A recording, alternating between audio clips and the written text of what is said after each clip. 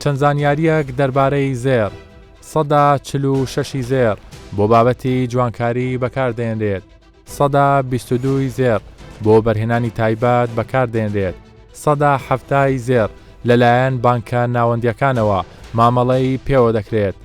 چین خاوەن زۆرترین زێڕی دەرنەهێنراوە لە جیهاندا. سەرجەم زێڕی دنیا داباش بکرێت بەسەر دانیشتوانی جیهان تەنها لە 102 مرۆڤ زێڕی بەبەر دەکەوێت. کانزایەکی گرنگ ڕۆژ لە دوای ڕۆژ نرخەکەی بەرزتر دەبێت. ئەوەی بۆتە سەرنج ئێستا ئەم کانزایە وەکو چەکێکی گرنگی ئابووری بەکاردەهێنرێت بە تایبەتی لەلایەن وڵاتە زلهێزەکانی جیهانەوە. پێشانگایەکی تایبەت بە زێڕە لە هەولێری پایتەخت بۆ یەکەمین جارە بازرگان و خاوەن کارگەکانی وڵاتی تورکیا زێڕەکانیان هێناوەتە ئەم شارە بۆ ئەوەی پەرەی زیاتر بە بازرگانی زێڕ بدەن لەگەڵ هەرێمی کوردستان. سەرپەرشتیاری پێشانگاکە دەدوێنم بزانم بازرگانی بەم کانزا بە نرخەوە لە هەرێمی کوردستان بە چ جۆرێکە و چی وای لەوان کردووە کە سەردانی هەولێری پایتەخت بکەن.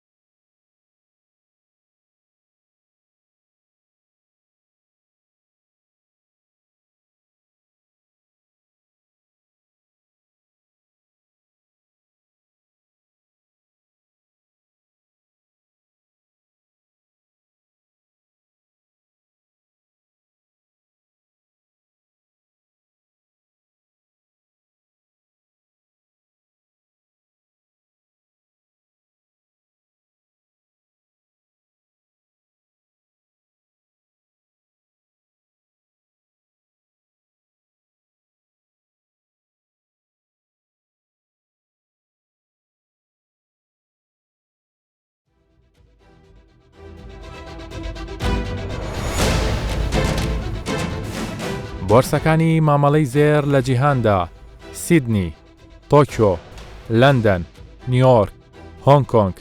کاریگەرترین بۆرسەی جیهان بۆ مامەڵەکردن بە زێرەوە: نیویۆرک.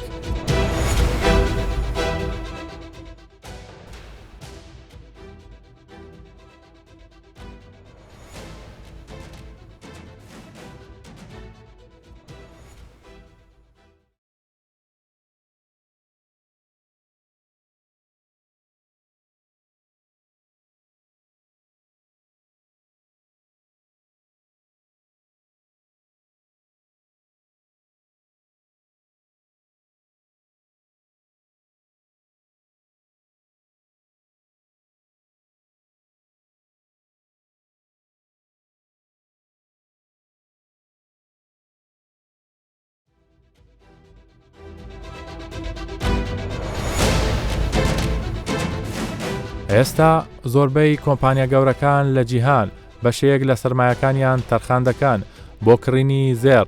هەر ئەمە ژوای کردووە مامەڵەکردن بە زێرەوە لە بۆرسەکاندا زۆر فراوان بووە و خواستێکی زۆریش بۆ ئەو کانزایە هەیە. مامەڵەی کڕین و فرۆشتنی زێر لە جیهاندا لەلایەن بانک و کۆمپانیا گەورەکاندا لە 6 مانگی یەکەمی ئەم ساڵدا کڕین 326,409 کڕین هەبووە. فرۆشتن 91,998 فرۆشتن هەبووە. خواست بۆ زێر بە ڕێژەی 170 زیادی کردووە. هەر بۆیە ئێستا لە هەرێمی کوردستان چەند کارگەیەکی بچووک تایبەت بە دروستکردنی زێر بوونی هەیە و بازرگانان دەیانەوێت وەبەرهێنانی زیاتر لەو کانزایە بکەن، چونکە ئێستا هاوڵاتیانی هەرێمی کوردستان تەنها بۆ بابەتی جوانکاری ئەم کانزایە بەکار نەهێن و بەڵکو وەک بازرگانیەکی گرنگ مامەڵەی لەگەڵ دەکەن.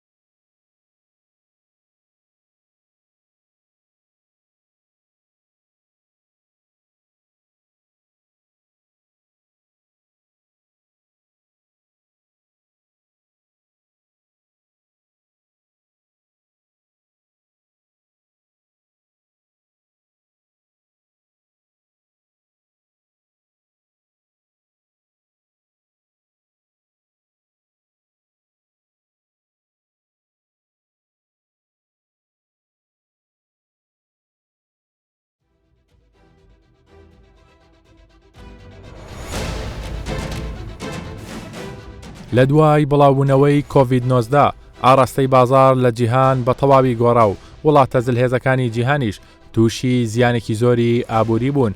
ئەمەش وای کرد تەنها زێر ببێتە فریادڕاست وەک سەرمایەکی جێگیر بمێنێتەوە. هەر بۆیە وڵاتان هەوڵێکی زۆریاندا بۆ ئەوەی یەدەگی زێڕی وڵاتەکەیان زیاد بکەن. بەڵام هێشتا وڵاتە زلهێزەکان بەهۆی ڕێژەی هەڵاوسانەوە ئابووریەکی ناسەقامگیریان هەیە. بەرزترین و نزمترین ڕێژەی هەڵاوسانی وڵاتان.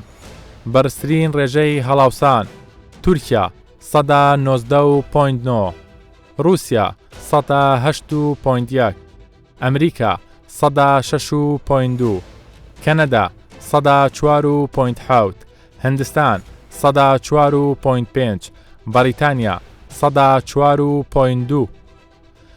نزمترین ڕێژەی هەڵاوسانی وڵاتان ژاپۆن 100.1، سعودیا 100.8، هۆنگ کۆنگ 101.4، چین 101.5، فەڕەنسا 102.6. خوێندنەوەی کەسانی شارەزا بۆ داهاتووی زێر چییە؟ ئایا نرخەکەی چی بەسەردێت؟ بۆ دەبێت گرنگی زیاتر بەم کانزایە بدرێت لە داهاتوودا؟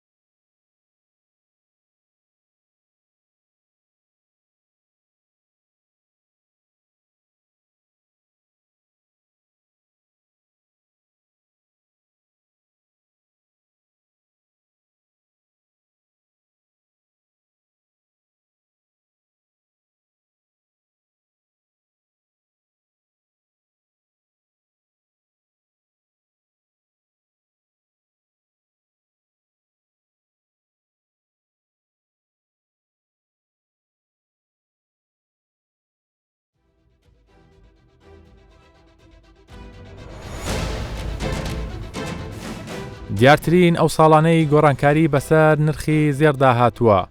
لە ساڵی 1970 بۆ ساڵی 1970 یەک ئۆنسە زێر لە 35 دۆلارەوە بۆ 850 دۆلار بەرز بۆتەوە.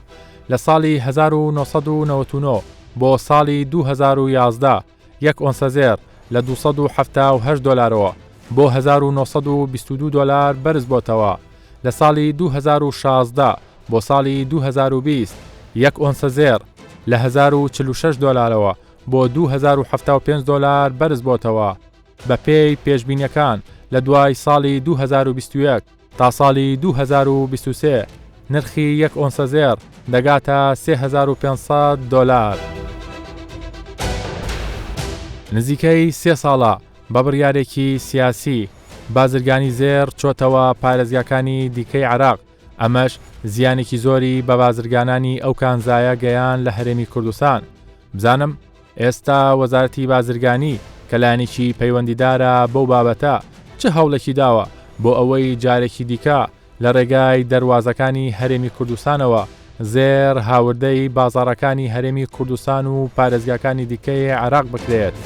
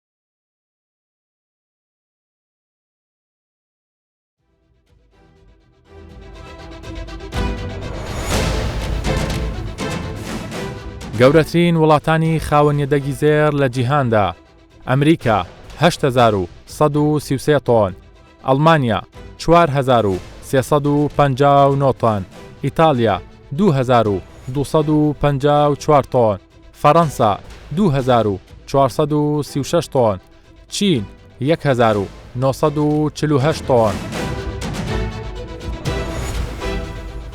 5 گەورەترین وڵاتانی عەرەبی خاوەن یەدەگی زێڕ: سعودیا 3323 تۆن، لوبنان 2886 تۆن، جەزائیر 173 تۆن، لیبیا 116 تۆن، عێراق 96 تۆن.